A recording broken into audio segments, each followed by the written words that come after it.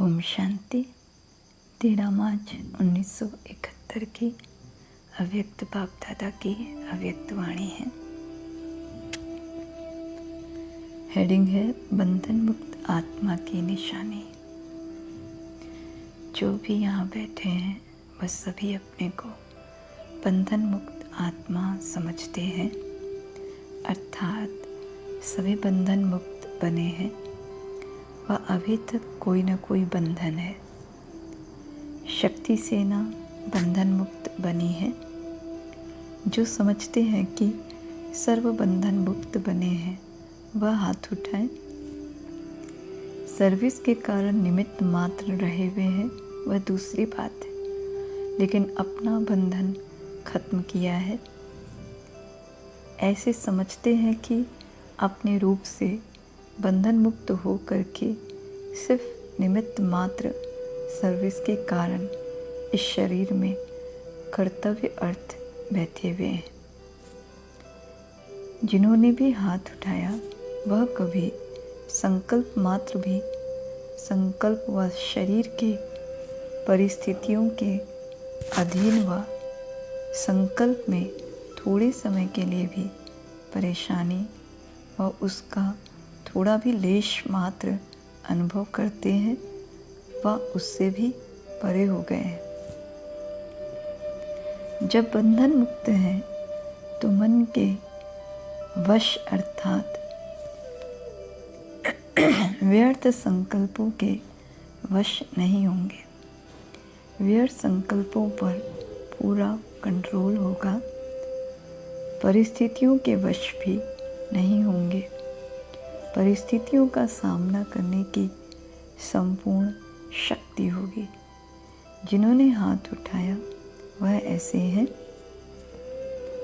तो इन बंधनों में भी अभी बंधे हुए हैं ना। जो बंधन मुक्त होगा उनकी निशानी क्या होगी? जो बंधन मुक्त होगा वह सदैव योग युक्त होगा। बंधन मुक्त की निशानी है योग युक्त। और जो योगी होगा, ऐसे योगी का मुख्य गुण कौन सा दिखाई देगा? जानबूझ करके बुद्धि का खेल कराते हैं। तो ऐसे योगी का मुख्य गुण व लक्षण क्या होगा? जितना योगी उतना सर्व का सहयोगी और सर्व के सहयोग का अधिकारी स्वतः ही बन जाता है। योगी अर्थात सहयोगी। जो जितना योगी होगा उतना उसको सहयोग अवश्य ही प्राप्त होता है। अगर सर्व के सहयोग प्राप्त करना चाहते हो तो योगी बनो। योगी को सहयोग क्यों प्राप्त होता है? क्योंकि बीज से योग लगाते हो।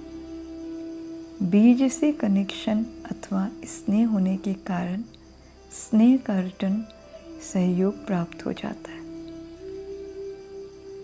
वो भी विशेष बाप दादा का। तो बीज से योग लगाने वाला, बीज को स्नेह का पानी देने वाला सर्व आत्माओं द्वारा सहयोग रूपी फल प्राप्त कर लेता है और उससे सर्व आत्माओं का भी सहयोग मिलेगा। जैसे साधारण वृक्ष से फल की प्राप्ति करने के लिए क्या किया जाता है, वैसे ही जो योगी है उसको एक एक से योग लगाने की आवश्यकता नहीं होती। एक एक से सहयोग प्राप्त करने की आशा नहीं रहती। लेकिन एक बीज से योग अर्थात कनेक्शन होने के कारण सर्व आत्माएं अर्थात पूरे वृक्ष के साथ कनेक्शन हो ही जाता है। तो कनेक्शन का अटेंशन रखो। तो सहयोगी बनने के लिए पहले अपने आप से पूछो कि कितना और कैसा योगी बना हूँ। अगर संपूर्ण योगी नहीं तो संपूर्ण सहयोगी नहीं बन सकते, न सहयोग मिल सकता है। कितनी भी कोई कोशिश करे परंतु बीज से योग लगाने के सिवाय कोई पत्ते अर्थात किसी आत्मा से सहयोग प्राप्त हो जाए यह हो नहीं सकता। इसलिए सर्व के सहयोगी बनने व सर्व का सहयोग लेने के लिए सहज पुरुषार्थ कौन सा है? तो बाबा कहते बीज से कनेक्शन अर्थात योग, फिर एक एक से मेहनत कर प्राप्त करने की आशा समाप्त हो जाएगी। मेहनत से छूट जाएंगे। शॉर्टकट रास्ता यह है, अगर सर्व का सहयोगी सदा योग युक्त होंगे तो बंधन मुक्त भी जरूर होंगे, क्योंकि जब सर्व शक्तियों का सहयोग, सर्व आत्माओं का सहयोग प्राप्त हो जाता है तो ऐसी शक्ति रूप आत्मा के लिए कोई बंधन काटना मुश्किल होगा। बंधन मुक्त होने के लिए योग युक्त होना है और योग युक्त बनने से स्नेह और सहयोग युक्त बन जाते। तो ऐसे बंधन मुक्त बनो। सहज सहज करते भी कितना समय लग गया है। ऐसी स्थिति अब जरूर होनी चाहिए जो बंधन मुक्त की स्थिति सुनाई कि शरीर में रहते हुए सिर्फ निमित्त ईश्वरीय कर्तव्य के लिए आधार लिया हुआ है, अधीनता नहीं है। निमित्त आधार लिया है।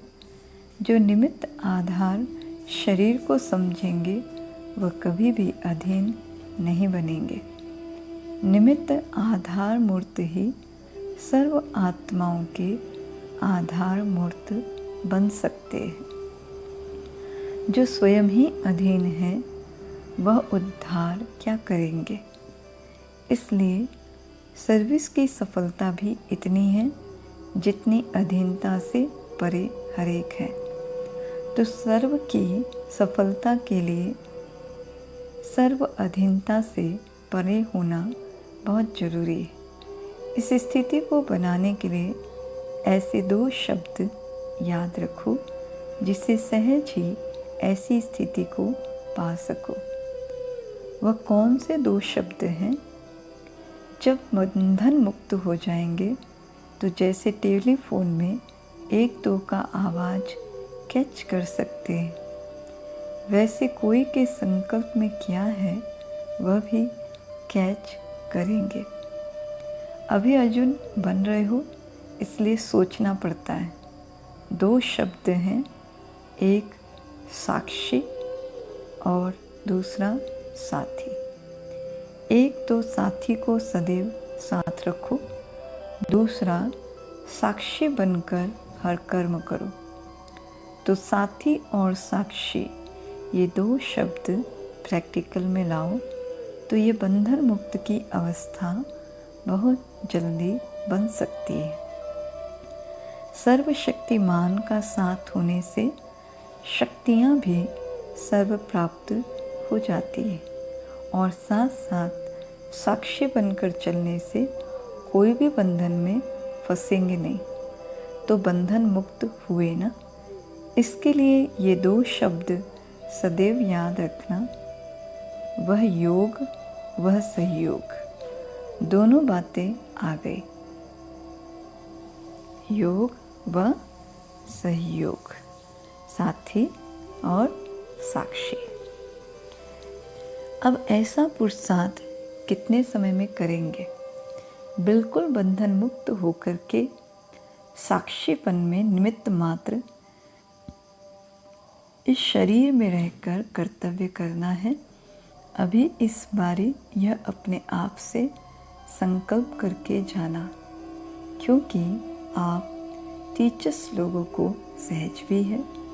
टीचर्स को विशेष सहज क्यों है?